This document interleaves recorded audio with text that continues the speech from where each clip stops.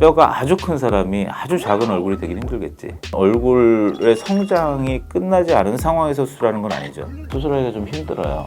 박리하고 들어가는 것도 힘들고 뼈를 자르는 것도 힘들고 비용을 더 받아요. 안녕하세요. 세김성형외과 김지명 원장입니다. 그렇죠. 효과가 좋은 케이스는 두상이 크지 않고 얼굴에 살이 많지 않고 그러면서 뼈가 크면 클수록 효과를 많이 볼 수 있겠죠. 또 반대말이기도 해. 두상이 크면 광대를 줄여도 효과가 적고 뼈가 크지 않으면서 살이 많거나 이러면 이제 윤곽 수술을 하는 효과가 떨어지겠죠. 그거는 신경선 위치에 따라 틀리긴 한데 사실 뼈가 크면 클수록 많이 자를 수 있어서 효과는 커요. 근데 결과적으로 뼈가 아주 큰 사람이 아주 작은 얼굴이 되긴 힘들겠지. 효과는 많이 보겠지만 그런 문제죠. 시기적으로는 얼굴의 성장이 끝나지 않은 상황에서 수술하는 건 아니죠.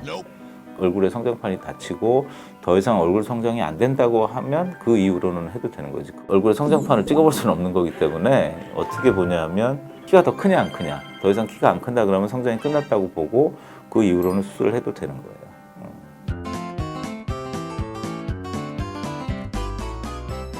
이제 20대 초반, 중반, 후반, 뭐 30대 이런 건 상관없는 얘기고, 나이가 먹어서 수술을 하게 되면 40대, 50대에 수술을 하게 되면 처짐이 아무래도 젊은 사람들보다 더 하기 때문에 효과를 보기 위해서 또 리프팅을 해야 되는 그런 문제들이 있는 거고, 제일 좋은 건 20대 초반? 10대 후반? 10대 후반은 근데 이제 자기의 변화에 대해서 받아들이는 그런 정신적인 능력이 조금 떨어져서 힘들 수 있고, 또 하나는 아무래도 애기니까 20살이 안 된 사람들은 성인이라고 할지라도 정신적으로 다 성숙이 안 돼 있어서 그런 수술에 대해서 정신적으로 받아들이고 구체적으로 거기에 대해서 계획을 세울 수 있는 그런 나이에 하는 게 맞다고 보고, 적정한 나이는 20대 초반인 것 같아요. 다르죠. 어떻게 다를까요? 기본적으로 남자가 뼈가 훨씬 크죠. 뼈가 크다는 거는 안에는 혈관도 크고 피도 여자보다는 남자가 많이 나고 뼈에 붙어있는 근육들이 잘 발달돼 있고 골막이 두껍기 때문에 수술하기가 좀 힘들어요. 박리하고 들어가는 것도 힘들고 뼈를 자르는 것도 힘들고, 하지만 크니까 많이 자를 수 있어서 효과가 여자보다는 크고, 피가 그렇게 여자보다는 많이 나니까 붓기도 많이 붓고, 하지만 회복은 남자가 더 빠르고, 뭐 그런 차이점들이 있어요. 체격적으로도 남자분 수술하는 게 더 훨씬 힘들죠. 훨씬 힘들어서 남자는 비용을 더 받아요.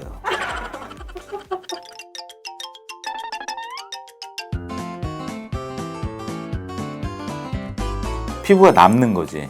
피부가 남고 사람들마다 탄력이 다르잖아요. 그 처짐의 정도를 예측을 하고 수술을 하는데 살이 많거나 연부 조직이 많거나 얼굴에 탄력이 떨어지면 이제 리프팅을 추후에 할 생각을 하고 수술을 하는 게 맞죠. 그래서 그거를 미리 얘기해 주는 게 되게 중요한 것 같아요. 왜냐하면 단순히 뼈만 깎으면 이뻐진다 이렇게 생각하고 했다가 처짐 때문에 줄어든 뼈는 보이지 않고 처짐만 보이게 되면 환자들이 실망하게 되니까, 결과적으로 그런 좋은 효과를 보기 위해서는 윤곽을 하고 나중에 리프팅을 해야 된다라는 그런 인폼을 주고 환자가 그것까지 받아들이고 그렇게 수술하는 게 맞는 것 같아요.